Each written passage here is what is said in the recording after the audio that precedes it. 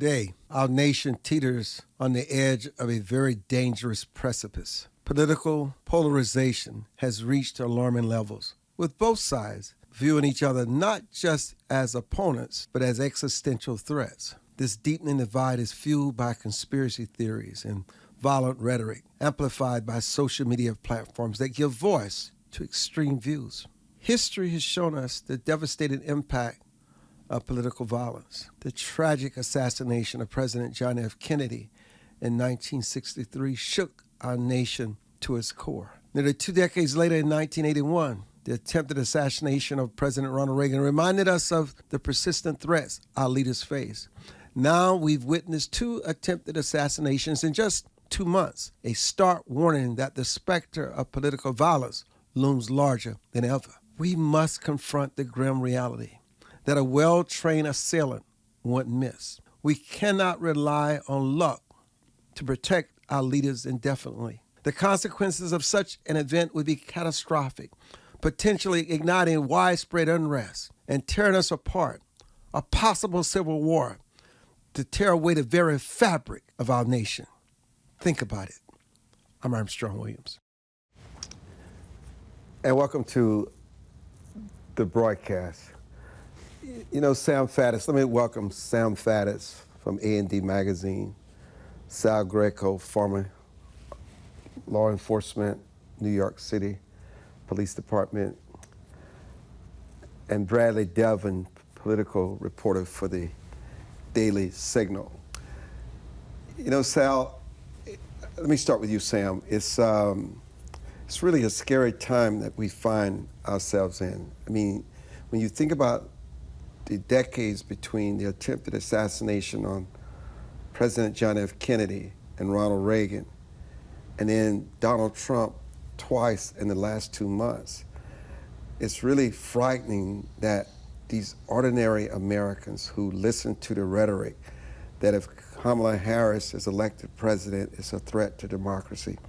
If Donald Trump is elected president, it is a threat to democracy. And they take these messages and they form in their minds that they must save democracy.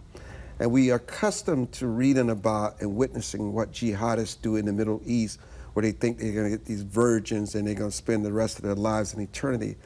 But what we're not calling people like Ryan, who's just attempted the assassination attempt on President Trump's life yesterday, and Matthew in Pennsylvania, they're the jihadists themselves because they've decided they're gonna be the judge, the jury, and the executioner. What has led us to this, and what must change? Well, I think you are absolutely 100% right in your intro in making this the central issue. And anytime I'm speaking, and I do a lot of public speaking, and people bring up in questions their fears about some sort of civil war, civil conflict, you know, my response is always, I've been to a number of wars, and I've worked in a lot of countries that were going through civil wars. And I don't know what vision you have in your head, but that we suffered through that horror once here in the United States, and we can't ever let that happen again. Look, why are we going this direction? Because we have a lot of people that seem to benefit, whether that's monetarily or politically, from ramping up rhetoric and demonizing the other side. So we don't talk in terms anymore of facts, policy issues, that kind of thing. We just call names, but not in a silly schoolyard kind of way, in the kind of way that leads to bloodshed. And we need to all think about that. We need to all take several steps back. You know, Sal, you will always be a cop as far as I'm concerned. But when you think about people like the 2 would-be assassins, one had his head blown off, even this guy Ryan, who saw what happened in Pennsylvania, where this kid's head was just blown off. They know the consequences if you decide that you're going to become the executioner and you listen to this rhetoric. It's as if they don't care anymore about the consequences. They're willing to die. They're willing to put it all on the line. But here's what concerns me, is that both of them were amateurs. Imagine Iran and others who have said that they want to eliminate former President Donald Trump. And sometimes we forget, even the kid in Pennsylvania, his target was not just Donald Trump. It was Joe Biden. It was Nancy Pelosi. I mean, he did not favor one over the other. He saw them as the same. Now, obviously, this guy here, Ryan, was a little more political, but they assumed, we're talking about amateurs here. What are the real pros sitting back wanting to wreak havoc on American soil? Because you know, if either Trump is assassinated, or Vice President Harris, or the president is assassinated, it will bring about a civil war. You don't think they're taking this in, watching what's happening, and looking at these two past assassination attempts, and they say to themselves, oh my God, this could be easy. Yeah, you know, first thing, Armstrong, I'm definitely not for political violence. That should be absolutely, you know, taken off the table for any reason. Secondarily, I believe the prior person, Matthew, that was the prior shooter in the attempted assassination the first time around, I think he was on the FBI radar. I don't know if this gentleman was on the FBI radar, but if you are on an FBI radar for any reason, because most of the time these mass shootings and incidents like this usually means the FBI always seems to be that they had some kind of information on the person. I know we can't trample on First Amendment rights, and I'm not for that either, but you do need to keep a close eye to anybody with this kind of rhetoric where it seems they're also emotionally disturbed. And I think this is something that really needs a closer look as a country and as a whole, because what you're going to find is that most of these people are emotionally disturbed, and you don't know how they're going to react to any of these issues or whatever's going on around them. So I also think that might play an issue here. But again, there's no room for political violence. I really don't want to hear either Republican or Democrat. This is basically an election. Sometimes the Republican guy is going to win. Sometimes the Democrat's going to win. And then we go back to the drawing board and shake hands and laugh. I mean, I thought that's how this was. And I guess it's changed over the last few years, unfortunately. You know, Sal Bradley mentions that they're emotionally disturbed, and then others will say they were a mental case. But I would challenge to say that anybody who can find a way to plan and to organize and find themselves on a rooftop calculating, they're not mentally ill. In fact, these people are very precise and well thought out in what they want to do. The fact that it's being rumored that the former President Donald Trump did not plan to play golf until Sunday, and all of a sudden he wasn't even supposed to be at that spot, but somehow or another he knows to embed himself to check this place out 12 hours in advance. This is not a person that's mentally ill or mentally disturbed. This is a person who's well organized, calculating, willing to take risks, and take his best shot at taking out the former president. I think you have to separate the motivations from the logistics, right? These people are clearly motivated by some sort of delusion of grandeur that they will bend the arc of history in their favor if they take out either President Trump or Vice President Kamala Harris or whomever the world leader might be who's under threat. Then you get to the logistics side. Serious problems, not only from a security standpoint for the Secret Service, but also just showing the extent to which people are willing to go to take that control, to take matters into their own hands. Of course, when you have a political party saying that democracy is on the ballot and that the country and the regime will completely fall if we lose the upcoming election, you're going to breed vigilantism. And I think that's what these people think they're engaging in. It's despicable.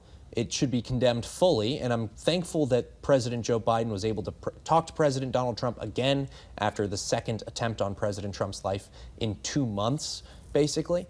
I'm glad that Kamala Harris says that she condemns political violence in all forms, but I would submit to Kamala Harris, maybe you should repost that clip of you on Ellen in 2018 saying that if she was in an elevator with Trump, Mike Pence, or Jeff Sessions, maybe no one should come out alive from that elevator. Maybe we should revisit those type of statements and say, hey, I was wrong to say that in 2018. Hey, I believe members of my own party like Maxine Waters were wrong to say that we should go out in public and push back on individuals like Donald Trump or members of his cabinet back when Trump was in office and say that they're not welcome here. I would love to see that. Sadly, I just think that everyone can give some sort of milquetoast condemnation of political violence and then carry on with their lives and keep rolling out the same political slogans that lead to this type of ratcheting up of tensions at home. You know, Sam, I think a legitimate question to ask, because, you know, there's so many conspiracy theories out there. I mean, when you have this happen to the same person who's a former president, who people believe should have the best security, they don't understand that a former president doesn't have the same level of protection as he had when he was president, though he's still running for president again. And so there are these conspiracy theories where they're saying this is an inside job. Maybe the Secret Service, maybe law enforcement is inside on it. There's just no way. How was this guy able to get on the perimeter? And what happened if Secret Service had not seen the gun point pushing through the brushes?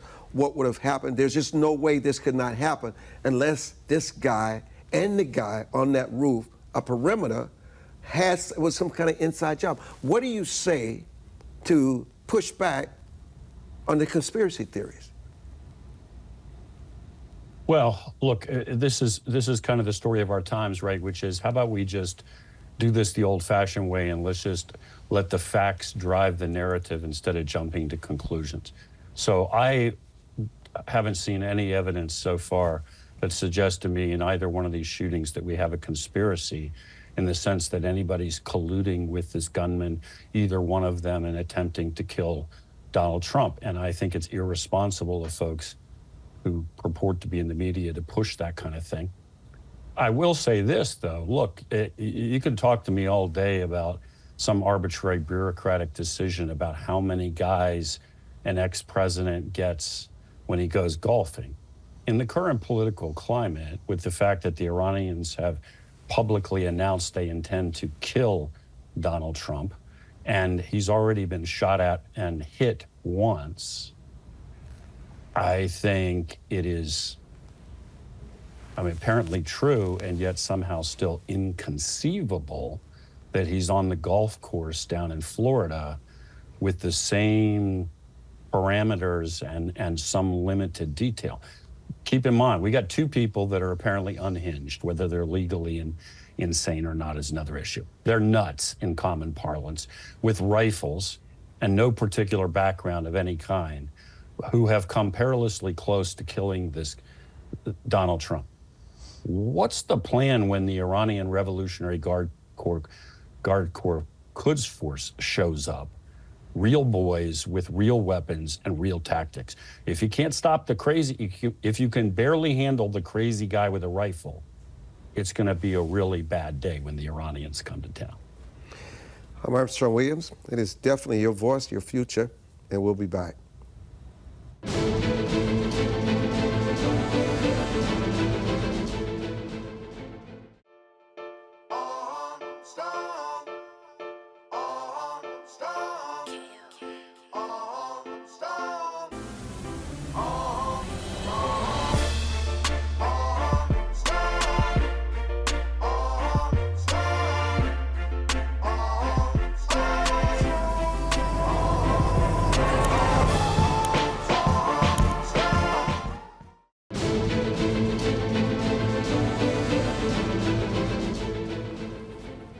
Bradley Devlin, Sal Greco, and Sam Faddis, I welcome you back. This is a reality, Sal. There are people who want Donald Trump dead. Privately in rooms, in places where no one can hear their voices, even in their political establishment. They want him dead. I know it's hard to say that, but it's just the truth. You know, I was live this morning on TikTok, and I was stunned at the people who are so bold to say, why isn't he dead? And then I had to remind them, have you lost your mind? Don't you know that the FBI can arrest you? This is a threat. But it's as if they don't care anymore. But while I say they want Donald Trump dead, there are those on the right who have felt bowing out with his cognitive issues was a gift from God to save us from his destroying democracy and America going off the cliff. And all of a sudden, because it's Vice President Harris, the same. And for those who want to believe that the president and the vice president are not just as threatened as the former president of the United States, you got to be kidding yourself. Sal is on both sides. I know Bradley pointed out the things that Vice President Harris said in 2008, but I hate to tell you this, Trump has said even worse. He's contributed to it with his rhetoric. J.D. Vance on television this past weekend talking about if he had to mislead the public with information about whether people in Springfield, Ohio are eating dogs, cats, and ducks, he would do so. I mean, there's just no place for that.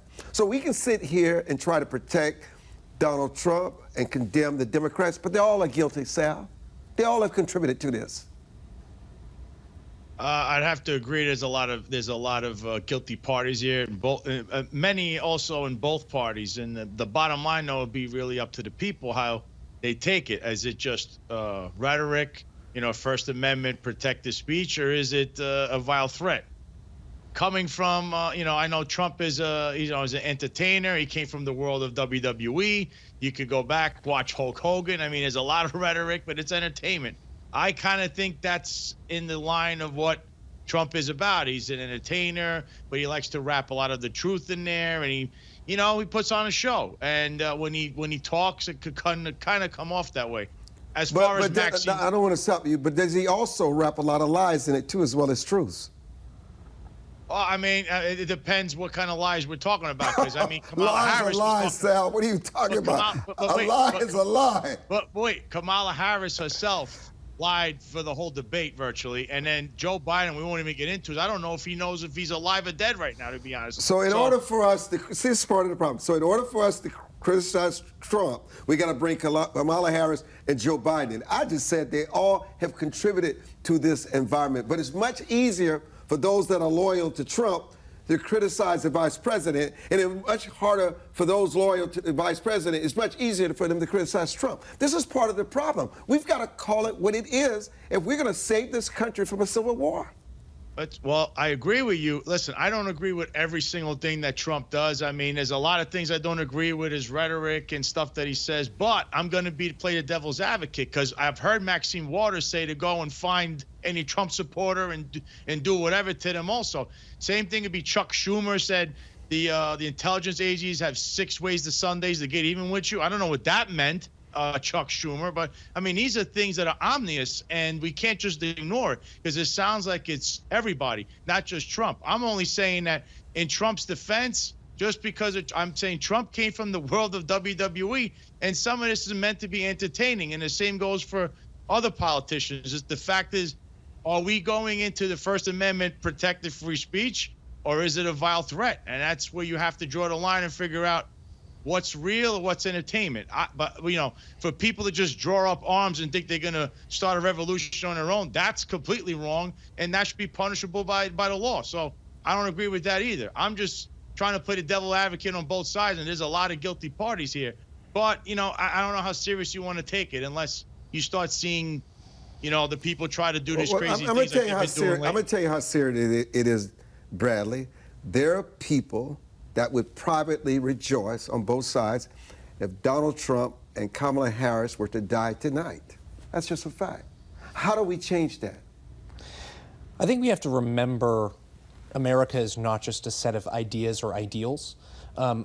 America is a nation of people. And I think that's one of the biggest bait and switches that have happened over the past 50 years of American politics, where we always talk about America as an idea. Well, people have very different interpretations of what those ideas are. And what's lost in that is America as a people, one people, under God, indivisible, right? We need to get back to that, the human aspect of politics. Now, I'm not going to deny politics is a contact sport. I don't want to get you deplatformed, Armstrong, because there's some things that I could quote from the founding fathers that would, I think, get this broadcast pulled down. We don't want to do that, right? And so there is an element of rough and tumble when it comes to American politics. But this isn't the type of rough and tumble we talk about when Donald Trump says, "I hate Taylor Swift," right? It's a different level. When Hillary Clinton is on TV saying that you cannot be civil with the opposite party because they want to destroy you. I mean, that's very, very different than Kamala Harris saying Trump said it was going to be a bloodbath if he lost.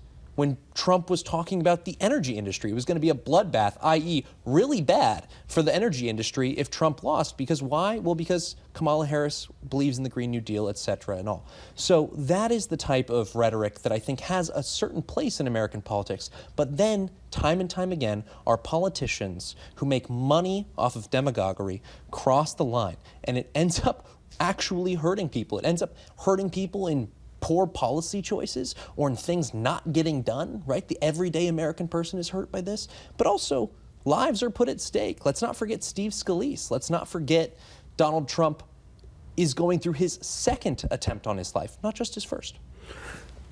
Sam, how vulnerable and how precarious this situation is that we find ourselves in as Americans? Just how fragile are we? I think we're unfortunately a lot further down the road than we actually want to acknowledge. And look, I'll give you an analogy to the Roman Republic, and sometimes those are overdone and overwrought and a little simplistic. But the Romans had a democracy. They had a republic. It wasn't identical in institutions, but a lot of similar concepts. And then they went down a road where the rhetoric between opposing sides, in their case, the patricians and the plebeians, rose and escalated and became more and more and more heated.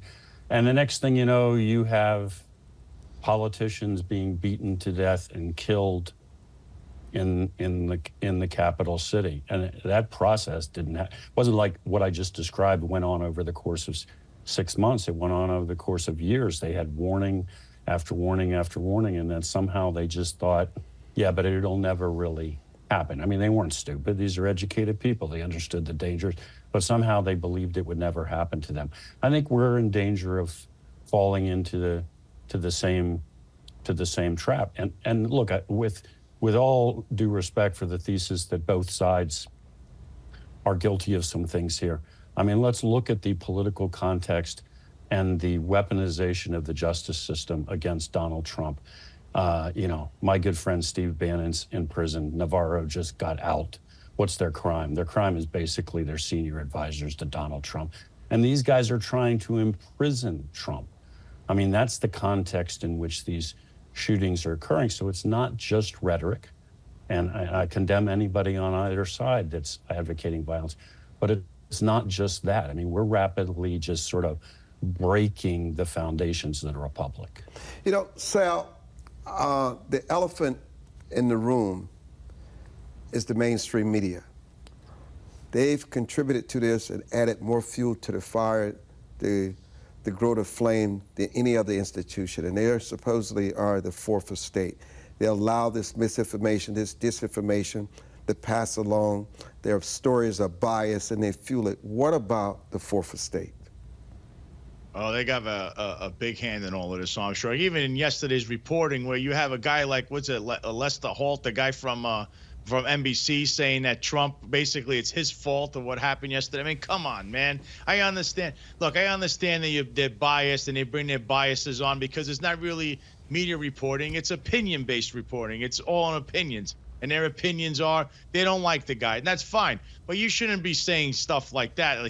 This was his fault. Clearly, this guy went there. Yes, he's got mental issues, but he clearly had a plan. He had a plan to put that together, and he almost executed if it wasn't for a Secret Service agent that was heroic enough to do his job, unlike the last time. So this is, you know, the media does have a say in all of this. They're complicit in other arenas, like in New York City, where they refuse to report on things that kind of have helped Eric Adams along the way and how he's managing that city by not reporting on things. So in one retrospect, they're obsessed with one man, and the other one, they play blind, stupid, and dumb. That we can't have. And really, Armstrong, you're right. They are the fourth estate, and they have a huge stake in what's going on in this country, whether they want to admit it or not. This is your voice, your future. I'm Armstrong Williams, and we'll be back.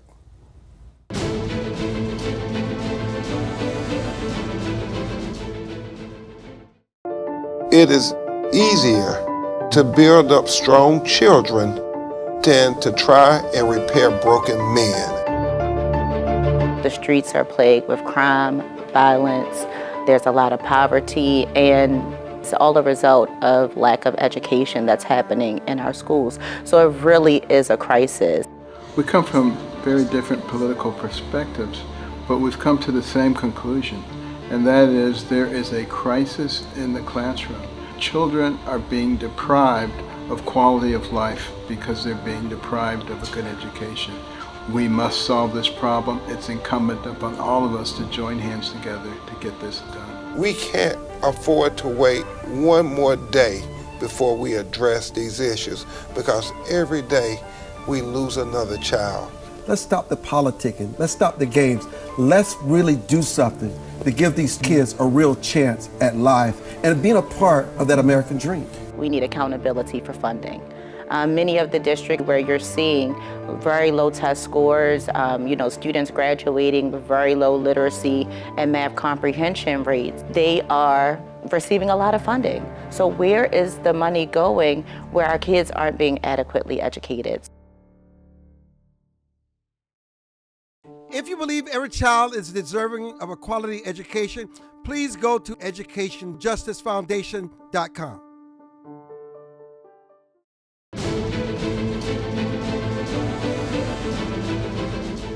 You know, Sam, Israel is expanding its conflict in the north with Hezbollah.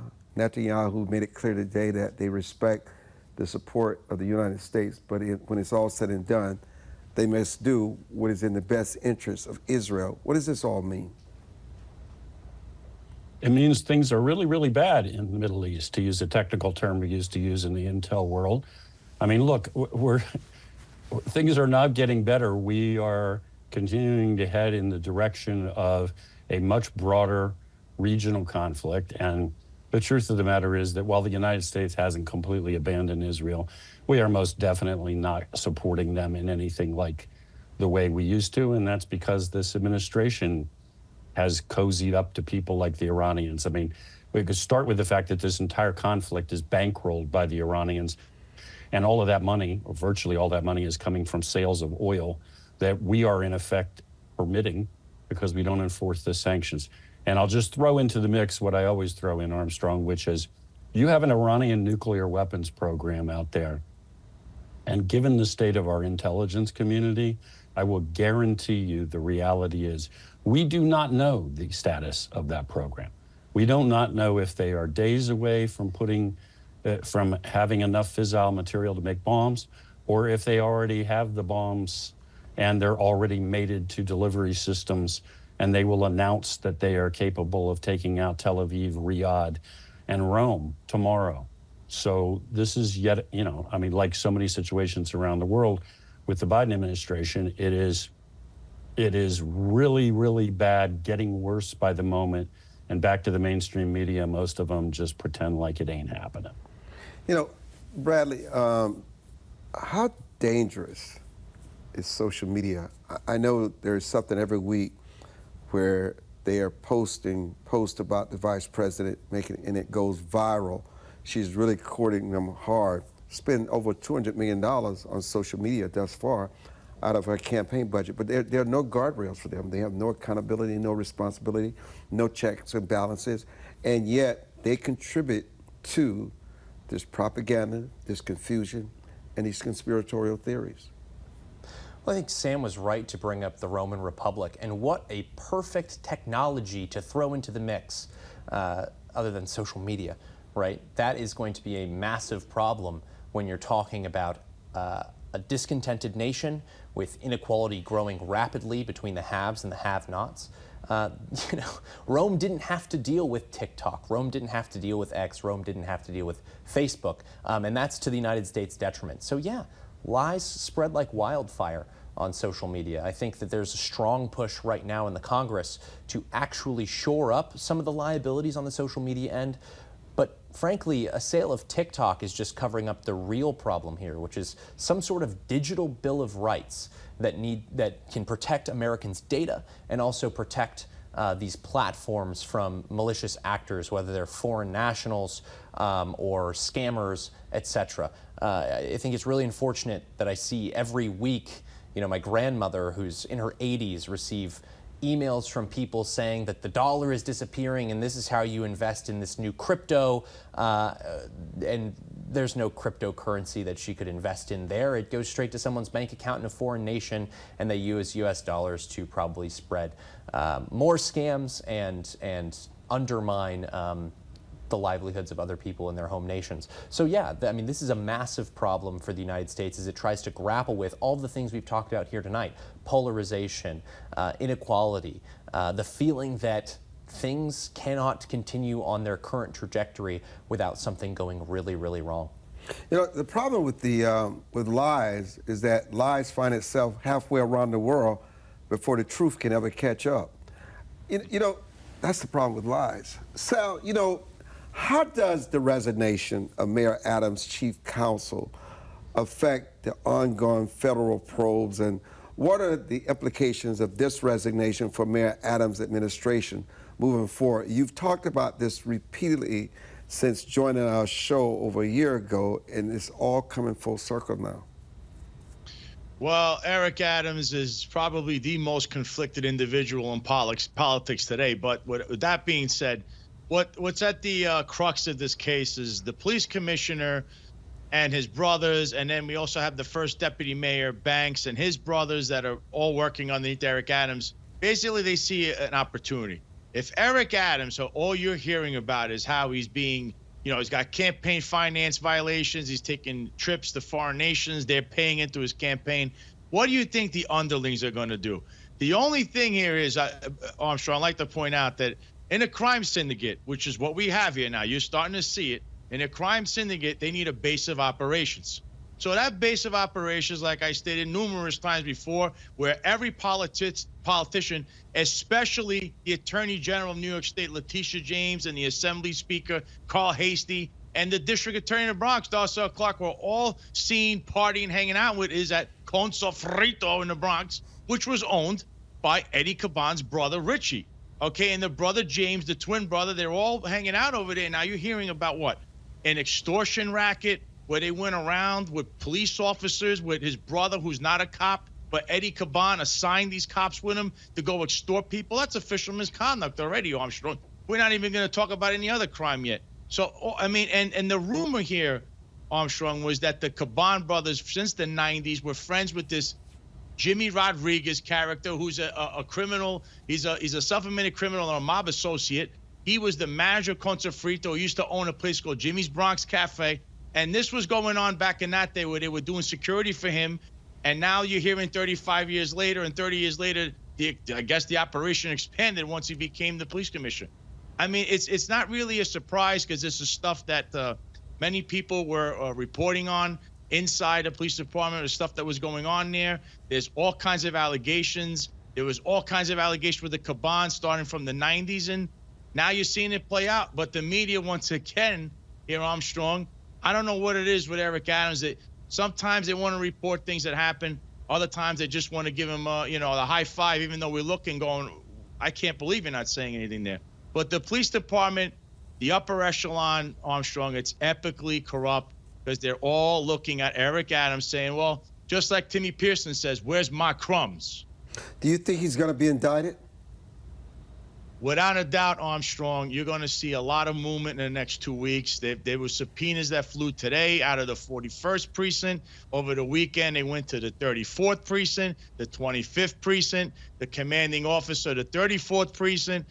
And you saw Damian Williams announce an indictment today on the FDNY chiefs, which, by the way, Eric Adams at his press conference stated, oh, this was due to a complaint from the Department of Investigation. No, Damian Williams actually said it came from a complaint from a civil lawsuit. Eric Adams cannot tell the truth. I don't know what's wrong with him, but he just can't right now. There's going to be indictments, and the road, Armstrong, leads to Eric Adams. But I believe if Damian Williams is really swinging for the fences, look out, Tish James, because her face was plastered all over that nightclub and with these individuals and in other nightclubs as well. So this leading to other questions in the background. Sam, what is it that we're not paying enough attention to at home, abroad? I think Vladimir Putin threatening to start a nuclear war would be at the top of my list right now. We're getting ready to authorize the Ukrainians to use long-range strike missiles to hit Russian targets. The way that works is it requires significant NATO involvement. As Putin himself has said, NATO has to provide the targeting data and actually tell these missiles where to go. So it's sort of NATO shooting missiles at Russia, we're just launching them from Ukraine. And he has said repeatedly, and a whole bunch of other people in his administration, we're going to take this nuclear. Now, you know, I'm no friend of Putin's, and he's made all threats. But I think what you're hearing now from him and the folks around him is, look, guys, there actually is a real red line, and our patience is running out. Trump's right. We need to talk the thing down and get this to a settlement. That's where we need to go. End the war, negotiate an end. Where would they fire these nuclear missiles? The Russians, Western Europe, Eastern Europe.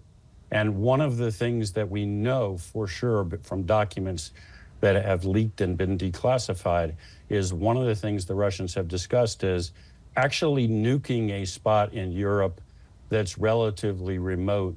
They call it a demonstration strike, a sort of, you don't believe us? Do you believe us now? So let's just nuke some rural section of Poland as a demonstration. I mean, this is active real-world discussion, not bad novel stuff happening right now. Again, the mass media is not talking about it. We're once upon a time teetering on the edge of nuclear war used to be big news.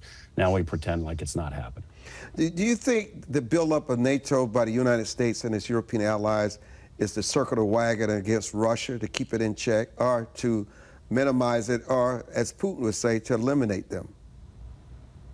Look, I'm all for the establishment of NATO. When we stood it up, it was to keep the Russians from getting into Paris in about 48 hours.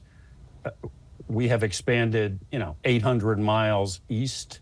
We're sitting on the Polish border, and the Poles are talking about having U.S. armored divisions there. So we have pushed this thing way past the point where the Russians can reasonably accept it, no matter who is in Moscow. Again, I'm no friend of Putin's. But no Russian leader is going to accept that. And we don't need it for our defense. All we've done is provoke conflict. Trump's dead on. Let's go back to America first. What's in our benefit? And let's negotiate an end to this Ukrainian conflict. Get out of this crazy world in which literally every day the Russians are threatening to take this thing nuclear. Bradley Devlin from the Daily Signal. Sal Greco, former law enforcement official with the New York Police Department. Sam Faddis, A&D Magazine. What a sobering, insightful, and well-reasoned conversation today. No matter what our political leanings are, and no matter what we feel about what is at stake for this November 5th presidential elections, we should always be civil, respectful, and no matter who someone votes for, that is their right, that is their freedom, and we will respect it, because at the end of the day, whether it's Donald Trump or Kamala Harris, no matter who wins, they will be my president on November 7th, no matter who it is. And that's what we must understand, the rule of law and how democracy works. Thank you for joining us. When we return, we'll be joined by Dr. Bryan Donohue. Your voice, your future.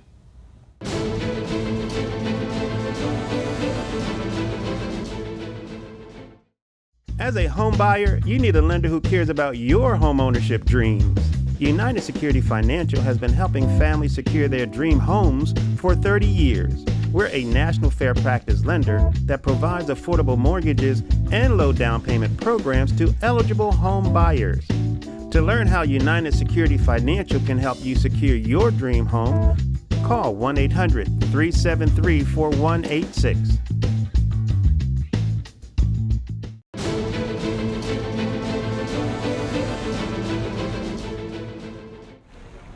The landmark Roe v. Wade decision did not resolve the abortion debate in America. For 5 decades, it has been a source of division. Even after the Supreme Court overturned Roe in 2022, abortion remains one of the most contentious and polarizing issues in the country. Almost a decade ago, President Trump pushed back on late-term abortions and pledged to appoint conservative justices to the Supreme Court. It won over evangelical voters. If you go with what Hillary is saying, in the 9th month, you can take the baby and rip the baby out of the womb of the mother just prior to the birth of the baby. Now, you can say that that's okay, and Hillary can say that that's okay, but it's not okay with me. Because based on what she's saying and based on where she's going and where she's been, you can take the baby and rip the baby out of the womb in the 9th month on the final day. And that's not acceptable. I actually was on the 2016 platform at the RNC when we drafted the brilliant platform that really resoundingly protected life. And I think that there's a fear, a little bit of a fear, that if we go into the general election and we're strong about life, that we're going to lose. I actually think that's not realistic, because when you really see that the next generations are the most pro-life generations, we have to actually be bold to speak to them when it's going to resonate with their heart. The 2022 midterms proved that abortion was an important issue for all age demographics. Vice President Harris has made it one of her key messaging priorities on the road to Pennsylvania Avenue. During this recent election cycle, Vice President Harris made history as the first vice presidential candidate to visit a Planned Parenthood facility, signaling her support for abortion. So many of you have asked, why am I here? And I will tell you, it is because right now in our country we are facing a very serious health crisis. And the crisis is affecting many, many people in our country, most of whom are, frankly, silently suffering. You know, the majority of women who receive an abortion are mothers. God help her that she's got affordable child care. If she is working, God help her, she's got paid family leave. So she can figure out how is she going to get to the place that will provide her the care she needs. In this environment, these attacks against an individual's right to make decisions about their own body are outrageous and in many instances just plain old immoral. Vice President Harris will need battleground states like Georgia to win her 270 electoral votes necessary to win the White House.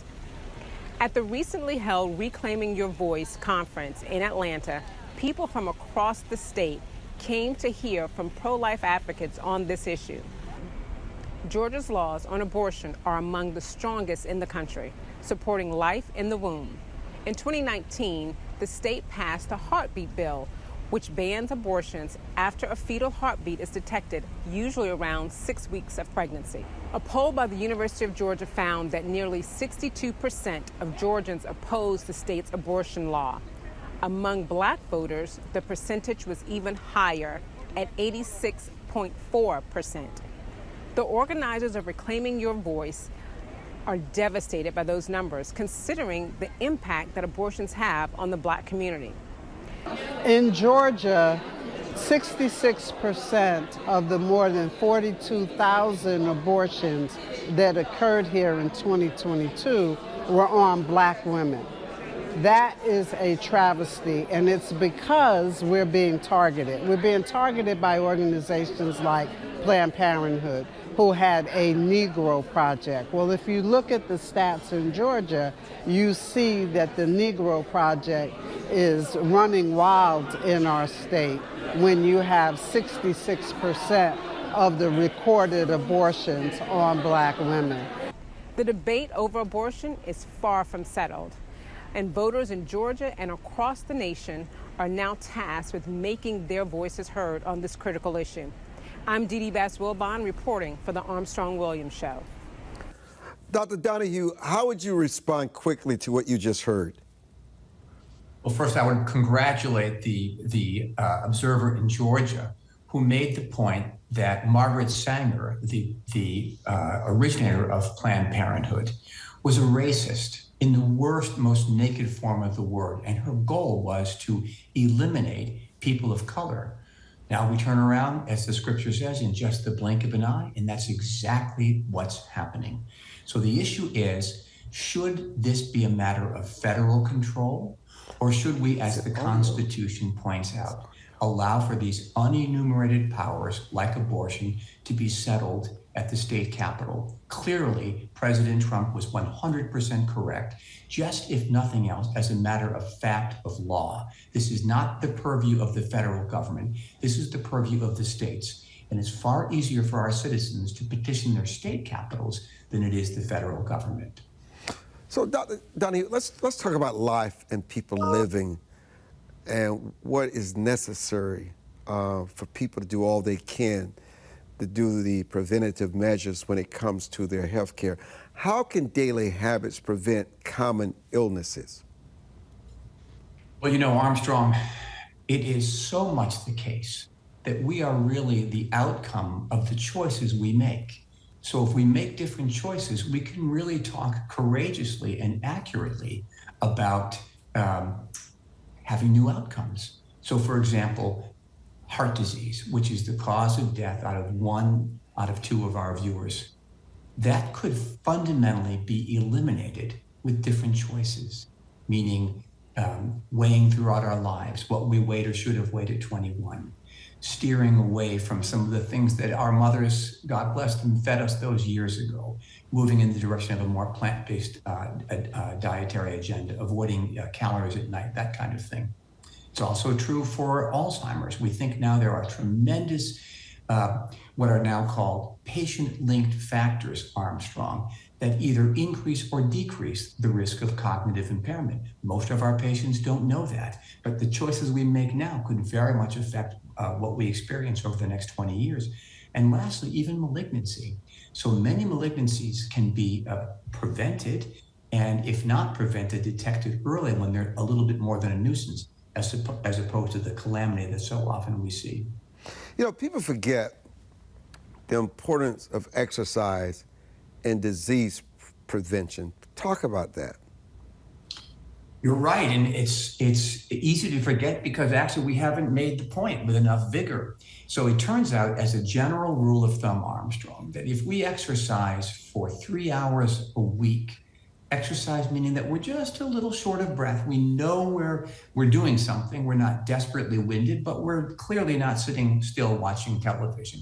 If we do that for 3 hours a week, that's been associated with a fully 40% all-cause mortality reduction. You can't make a better deal than that on any front in your life.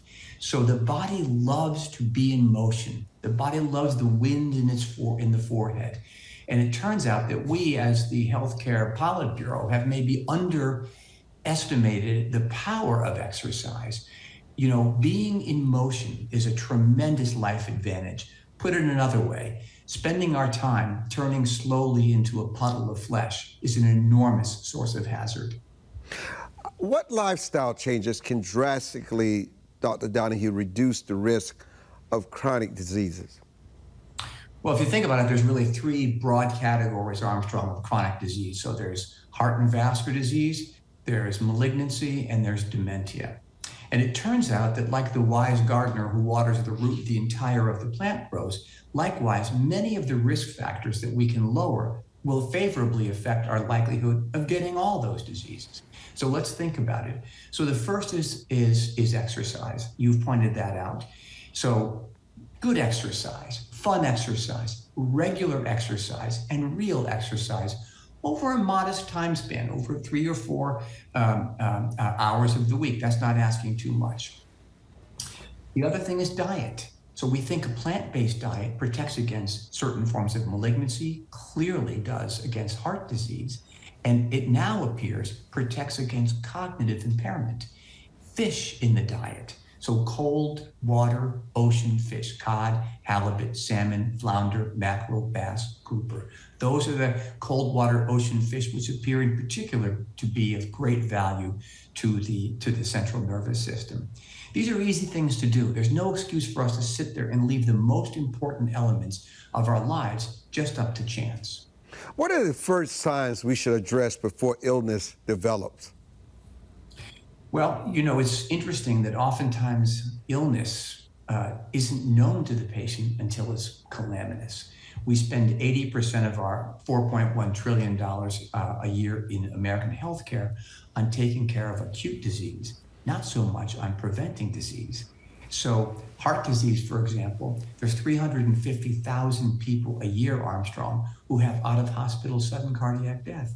They felt fine. They had no breathlessness, no chest pain, no change in their exercise tolerance. So it is the case that some disease just presents like a brick through the window. On the other hand, other diseases present more insidiously. So for example, we all know what we can do habitually. We can walk up the steps, we can go down to get the newspaper at the end of the driveway, those kinds of things. Changes, oftentimes subtle changes in my experience, in those levels of activity should prompt us to look into things. Malignancy, for example, oftentimes presents with a little loss of appetite, some subtle weight loss, maybe a little tiny bit of blood in the urine. These are things we should be vigilant about. Cognitive changes are things that very often our loved ones, those people in our lives, will tell us about. And we are now looking at certain nutritional elements that we think could be very much of use in those early stages of cognitive impairment, Armstrong. This is a very exciting area. It has been without any meaningful change here for decades, but I feel like the pot is rocking and the water will soon boil. You know, in the minute that we have left, what can people do to depend less on prescription drugs and other drugs and more on themselves for whatever that could ail them in the future, to get away from all these addictions? You know, Armstrong, that's the question of the age, isn't it? Paul said in 2 Corinthians in the scripture, he said, one doesn't own, but one stewards the body. One of my tasks as a physician is to give people clear, unambiguous, categorical guidance as to how do we actually steward the body. We make different choices. We incur a different outcome. The farmer plants a new seed in the hopes of getting a new crop. So eating less in general, staying away from sugar. If you forget every other detail that Mr. Williams and I have covered tonight, sugar is your adversary in all forms and fashions. Stay away from sugar. It facilitates vascular disease. It seems to promote certain malignancies. And it's not of any value, I can assure you, to your cognition. Dr. Donohue, we look forward to having these discussions with you in the future. We want to thank all our guests for joining us tonight on Your Voice, Your Future Town Hall. I'm Armstrong Williams.